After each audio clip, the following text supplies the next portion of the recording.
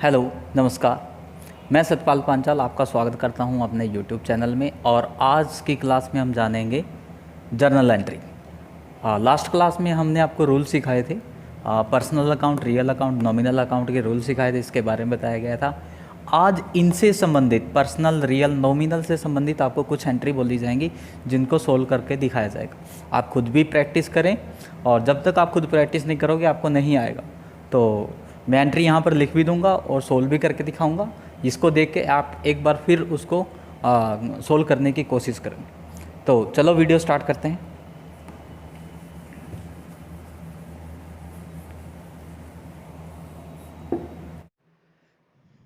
आज का हमारा टॉपिक है बेसिक एंट्री। जो हमने कल रूल समझाए थे आप लोगों को, पर्सनल, रियल, नॉमिनल, अब उनसे संबंधित कुछ एंट्री हैं। एंट्री बोलूँगा, उनको सोल्व करना है। यदि नहीं सोल्व हो रही हैं तो मैं यहाँ पर आपको सोल्व करके दिखाऊंगा। तो एंट्री जो आपको डिस्प्ले में शो हो जाएंगी, और स्क्रीनशॉट ले लें। उसका स्क्रीनशॉट लेने के बाद उसको जर्नल करने की कोशिश करें और हमारे अकॉर्डिंग। सबसे पहले एंट्री है परचेज गुड्स फॉर कैश। मैं लिख देता हूँ,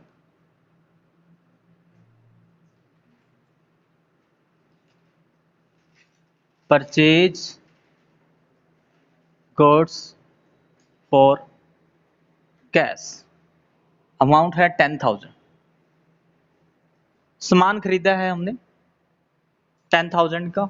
यानी यहाँ पर किसकी बात हो रही है? यहाँ पर देखो, परचेज की और कैश की बात हो रही है। यहाँ पर हमारा रियल अकाउंट है। रियल अकाउंट में क्या था rule? Debit what's come in, credit what goes out.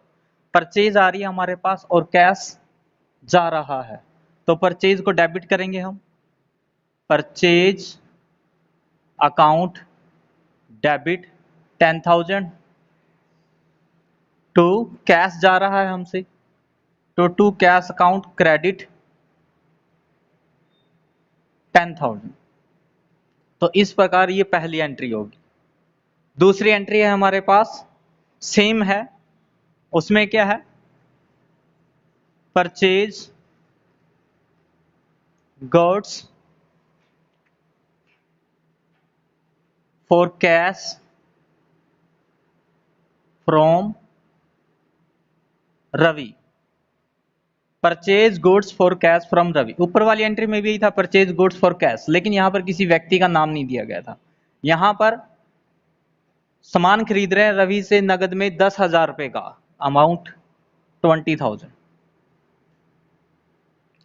अब किसकी बात हो रही है? परचेज की बात हो रही है और कैश की बात हो रही है। एक रवि की भी बात हो रही है, लेकिन रवि से हमें कोई लेना देना नहीं है। Debit the receiver, sorry, what's come in, purchase आ रही है, और व्हाट गोज आउट, कैश जा रहा है हमसे। ठीक है, तो यहां पर ये एंट्री और ये एंट्री बिल्कुल सेम है। नाम कब दिया जाता है? जब एंट्री उधार की हो। ठीक है, या तो ये हो आपके पास परचेज गुड्स फ्रॉम रवि, ठीक है, कैश वर्ड ना हो, तो हम नाम पे कंसंट्रेट करते हैं। यदि नगद की एंट्री होती है, चाहे वो सेल की हो चाहे वो परचेज की हो, यहां पर परचेज की, कैश की बात हो रही है, तो यहां पर purchase account debit 20,000 to Ravi नहीं आएगा, यहां पर क्या आएगा? कैश आएगा। Cash account credit 20,000। नेम पे कंसंट्रेट तब करते हैं जब कैश वर्ड ना दिया गया हो। फिलहाल हमारे पास कैश वर्ड है तो हम नेम को इग्नोर करेंगे। Purchase account debit, cash account credit. Next entry है हमारे पास, सेम है, purchase goods from Amit.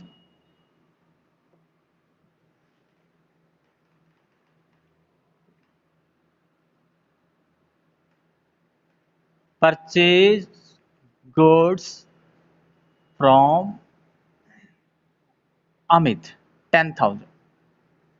Amit से सामान खरीद रहे हैं, पहले भी परचेज कर रहे थे इस वाली एंट्री में, और इसमें भी हम परचेज कर रहे हैं। यहां परचेज की और कैश तो नहीं है, कैश नहीं है अब यहां पर, तो अब हम व्यक्ति यानी पर्सन पे कंसंट्रेट करेंगे। यानी ये एंट्री उधार की है। हमें कैसे पता लगेगा कि कोई एक ट्रांजैक्शन बोली गई है हमसे कि वो उधार की है नगद की है? यदि किसी एंट्री के अंदर आप परचेज कर रहे हो, सेल कर रहे हो किसी व्यक्ति से, और उसके अंदर कैश वर्ड का यूज किया गया है, तो वो नगद की एंट्री है। अगर सिर्फ इतना purchase goods from Anind, Amit, पूजा, सीमा, जो मर्जी हो सकता है, कैश वर्ड का ना यूज किया गया हो, तो वो उधार की है। उधार की एंट्री में क्या होता है, यानी क्रेडिट की एंट्री में क्या होता है, क्रेडिट की एंट्री में देखो परचेज तो आपके पास आ रही है, परचेज तो आ ही रही है, लेकिन जा कुछ नहीं रहा है, तो हम अमित को या उस पर्सन को क्रेडिटर, यानी वो हमारा क्रेडिटर बन जाता है, यानी क्रेडिट में एंट्री करेंगे उसकी। परचेज अकाउंट डेबिट 10,000 टू, अगर ये नगद होती है तो टू कैश लिखते हैं हम, अब नगद नहीं है, ये क्रेडिट की एंट्री है, तो लिखेंगे अमित अकाउंट क्रेडिट, क्रेडिट 10,000। ठीक है, अगली एंट्री, अगली एंट्री भी कुछ कुछ ऐसी ही है। उसमें क्या है, परचेज गुड्स 10,000, चार एंट्री कर रहे हैं लगातार परचेज की। इस वाली एंट्री में परचेज है, गुड्स है, अमित है। पिछले वाली में परचेज था, गुड्स था, रवि था और कैश था। यहां पर परचेज गुड्स ना तो कैश दिया गया है और ना ही कोई नेम दिया गया है। इस वाली एंट्री में ना कोई नाम है और ना ही कोई कैश है, तो ये एंट्री किसकी है, नगद की है या उधार की है, ये एंट्री नगद की है। अब कैसे पता करें कि ये एंट्री नगद की है, देखो सामान खरीद रहे हो आप, ठीक है 10,000 का, लेकिन किससे खरीदा उसका नाम नहीं दिया, नगद खरीदा वो भी नहीं बताया। लेकिन जब आपके पास ऐसी एंट्री आ जाती है कि सिर्फ परचेज किया, सोल्ड गुड्स 10,000, परचेज गुड्स 10,000, तो वो एंट्री नगद की मानी जाती है। क्यों, क्योंकि यदि आप उधार खरीदते तो क्रेडिटर या डेबिटर का नाम दिखाना जरूरी होता है। यदि नाम नहीं है, किसी एंट्री में नेम नहीं दिया गया, नेम नहीं दिया गया है, ना ही कैश दिया गया है, तो वो एंट्री कैश की मानी जाती है। अब आप कहोगे कि जी उधार की भी तो मान सकते हैं, चलो ठीक है मान लो, लेकिन उधार में किसका नाम लिखेंगे हम, उधार में किसका नाम लिखेंगे, ऐसे ही अपने दिमाग से राम मोहन सोहन तो लिख नहीं सकते, तो इसलिए हमें ये कैश की माननी पड़ती है। तो यहां पर क्या आएगा, purchase account debit 10,000 to cash account credit 10,000। बड़ी ही आसान एंट्री है, दिमाग से थोड़ा जोर लगा के करनी पड़ती है। ये होगी, ये परचेज की एंट्री थी। आगे है सेल की एंट्री, सेम टू सेम ऐसी ही एंट्री आगे। सोल्ड गुड्स फॉर कैश,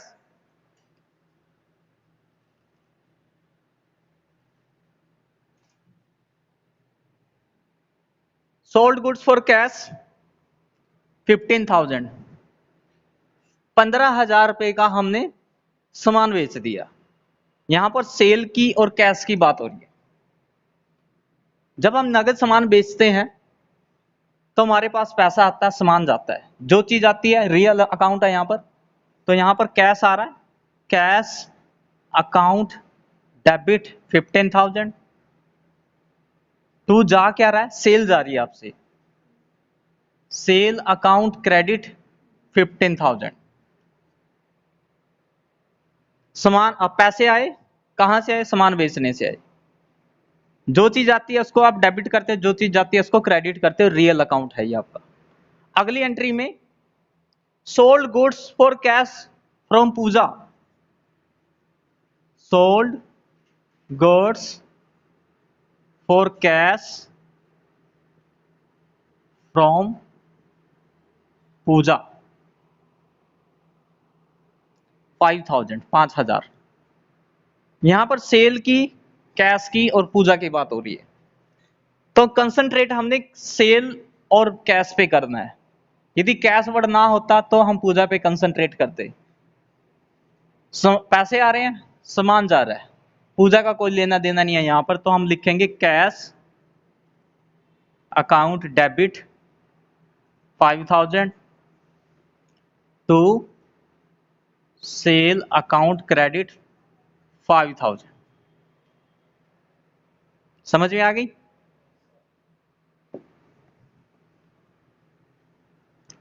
आगे भी ऐसी ही एंट्री आपके पास, sold goods to Reena 20,000, sold goods to Reena 20,000, सामान बेच रहे हैं,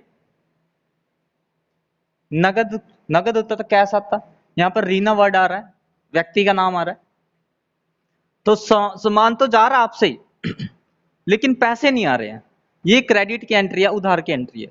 यदि आप किसी को सामान बेच रहे हो तो वो आपका डेबिटर बन जाता है, तो रीना क्या आएगा, डेबिट में एंट्री आएगी, Reena, Reena account debit 20,000 to sale account credit 20,000।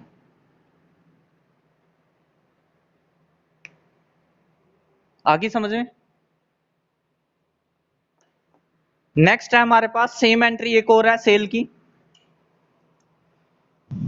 Sold goods 10,000,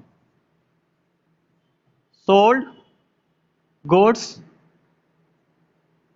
10,000, सामान बेचा 10,000 रुपए का, ना इसमें कैश है ना इसमें किसी व्यक्ति का नाम है।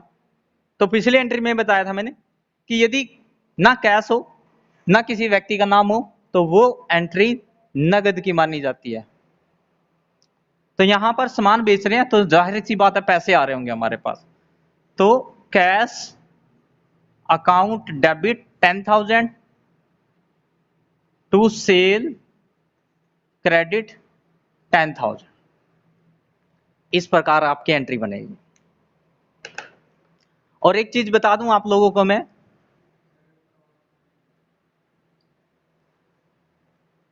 एक चीज बता दूं आप लोगों को मैं, परचेज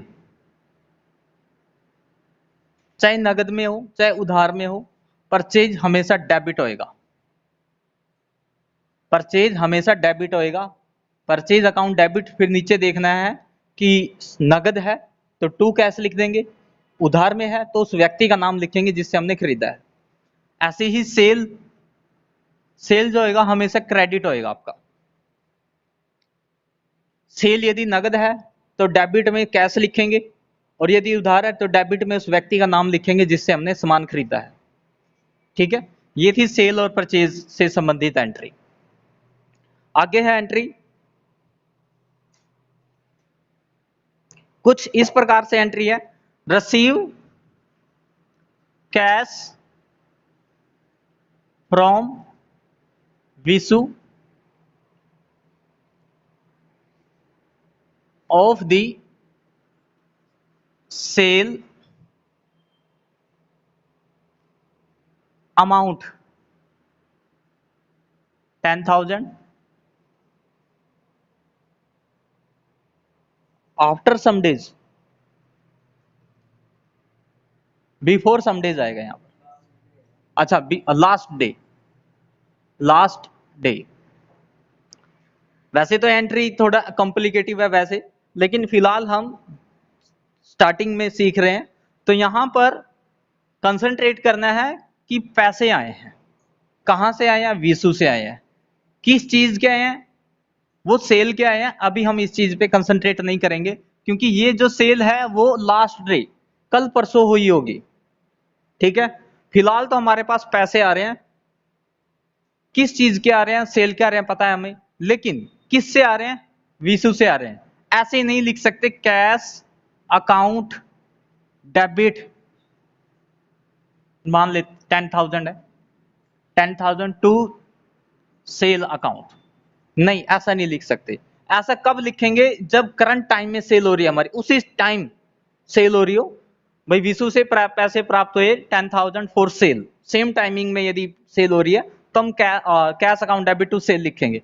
यहां पर लास्ट डे कल परसों कोई सेल हुई होगी, उसके पैसे मिल रहे हैं, तो पैसे आ रहे हैं, कहां से आ रहे हैं, विशु से आ रहे हैं, विशु अकाउंट क्रेडिट 10,000, ये एंट्री बनेगी।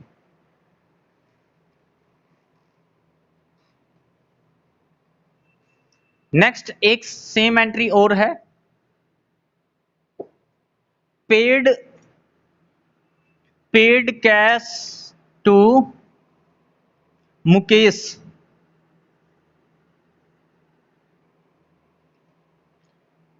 20,000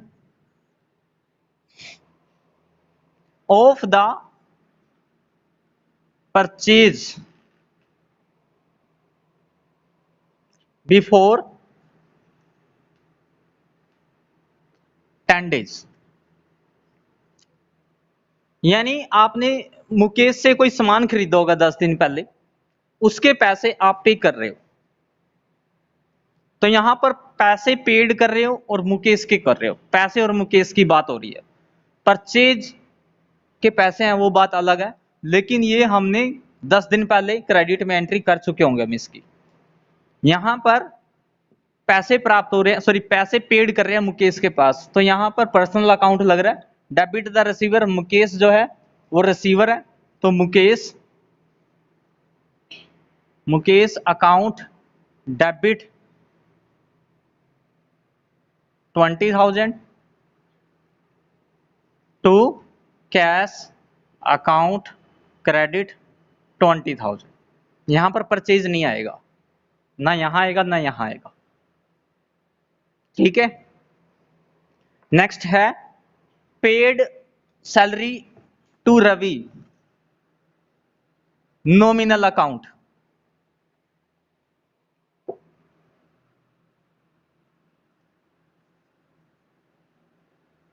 पेड सैलरी टू रवि 2,000, 2,000 रुपये सैलरी के पे किए हैं हमने रवि को। देखो किसकी बात हो रही है, सैलरी एक्सपेंस की बात हो रही है, एक्सपेंस है आपका ये, एक्सपेंस की बात हो रही है। और कैश की बात हो रही है, कैश की बात हो रही है। यहां तो एंट्री में तो नहीं हो रही, लेकिन कोई भी एक्सपेंस हो, कोई भी एक्सपेंस हो, वो कैश में ही होता है आपका, चाहे आप कैश लिखो या ना लिखो। Paid rent, paid wages, paid travelling expense, advertisement expense, traded expense, something कोई भी एक्सपेंस है वो आपका कैश में ही होता है, कभी भी उधार में होता ही नहीं है, क्रेडिट में नहीं आती ये चीज। और दूसरी बात, चलो आपको पता लग गया कि भाई कोई भी एक्सपेंस होएगा वो कैश में होता है, तो यहां पर लिखा पेड सैलरी टू रवि। तो कई बार यानी रवि के पास पैसे जा रहे हैं, बच्चे कंफ्यूज हो जाते हैं, Ravi account debit to cash account कर देते हैं, ये तो पर्सनल अकाउंट बन गया, नॉमिनल अकाउंट तो है ही नहीं है ये। तो यहां पर रवि नहीं आएगा, यहां पर एक्सपेंस का नाम आएगा हमेशा, तो यहां पर सैलरी आएगा आपका। आप चाहे रवि को दे रहे हो, आप चाहे सीमा को दे रहे हो, जिस मर्जी को आप सैलरी दे रहे हो, वेजेस दे रहे हो या कोई रिपेयरिंग के लिए दे रहे हो आप, तो एक्सपेंस का नाम आता है, व्यक्ति का नाम नहीं आएगा जिसको आप दे रहे हो। यदि आप व्यक्ति का नाम लिखोगे यहां पर तो ये पर्सनल अकाउंट बन जाएगा, नॉमिनल नहीं रहेगा ये फिर। और एक्सपेंस कभी भी उधार में नहीं पे कर सकते आप, एक्सपेंस के नीचे क्रेडिट आए, सॉरी क्रेडिट में टू कैश आएगा ही आएगा या बैंक आएगा। तो ये थी आपकी एक्सपेंस की, कोई भी एक्सपेंस हो, जैसे पेड वेजेस तो wages account debit to cash account, paid rent rent account debit to cash account, सिर्फ यहां पर नाम चेंज होता रहेगा, टू कैश रहेगा आपका। आगे है पेड कैश, सॉरी आगे है पेड सैलरी ओनली, एक एंट्री हो रहा है, सेम एंट्री है, पेड सैलरी 5,000। तो यहां पर पेड सैलरी ना तो कैश लिखा है और ना ही कोई नाम लिखा है कि किसको पे करिए। सैलरी की बात आ रही है तो एक्सपेंस है, एक्सपेंस की बात आ रही है तो नॉमिनल है, तो नॉमिनल हमेशा कैश में होता है। तो यहां पर क्या एंट्री बनेगी, salary account debit to cash account credit 5,000।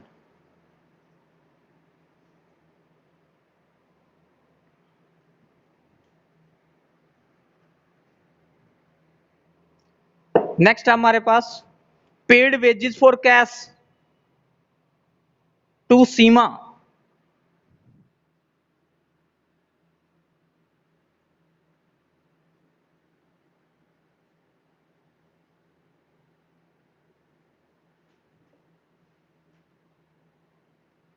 Wages pay कर रहे हो आप कैश में, व्यक्ति का नाम भी आ रहा है लेकिन एक्सपेंस का नाम आ गया है।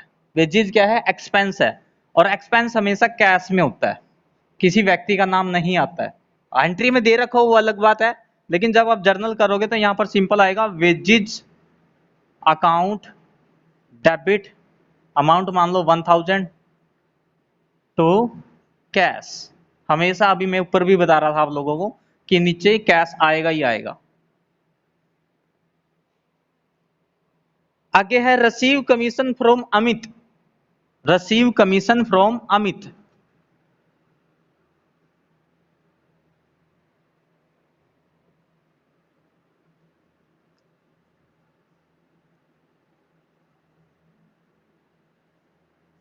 Receive commission from Amit 500। Amit से कमीशन प्राप्त हुआ है। अब यहां पर कैश वर्ड नहीं आया है, कैश वर्ड नहीं आया है, लेकिन यदि आप कमीशन प्राप्त कर रहे हो, ये आपकी इनकम है। क्या है ये? इनकम है। कमीशन और इनकम आप कैश में प्राप्त करते हो। रिसीव कमीशन, कमीशन तो मिल रहा है आपको, लेकिन ये पैसे के रूप में मिल रहा होगा, पैसे आ रहे हैं आपके पास। और आपको रूल में बताया गया था कि जितनी भी इनकम होती है और प्रॉफिट होता है वो आपका क्रेडिट में लिखा जाता है। तो यानी अमित से कई बच्चे क्या कर देते हैं, ऐसे कर देते हैं, cash account debit Amit, Amit का नाम आ रहा है 500 रुपए, तो यहां पर टू अमित कर देंगे। ठीक है, ये तो फिर नॉमिनल सॉरी पर्सनल रूल बन गया आपका। नॉमिनल रूल तो रहा ही नहीं है, जबकि नॉमिनल रूल की एंट्री है, कमीशन आ गया तो नॉमिनल रूल है यहाँ पर, और जो कि कमीशन क्रेडिट में आएगा ही आएगा। तो यहां पर आपका क्या आएगा? कमीशन, कमीशन अकाउंट क्रेडिट 500 रुपए। कमीशन आपको पैसे में ही प्राप्त होता है। Cash account debit to commission account credit.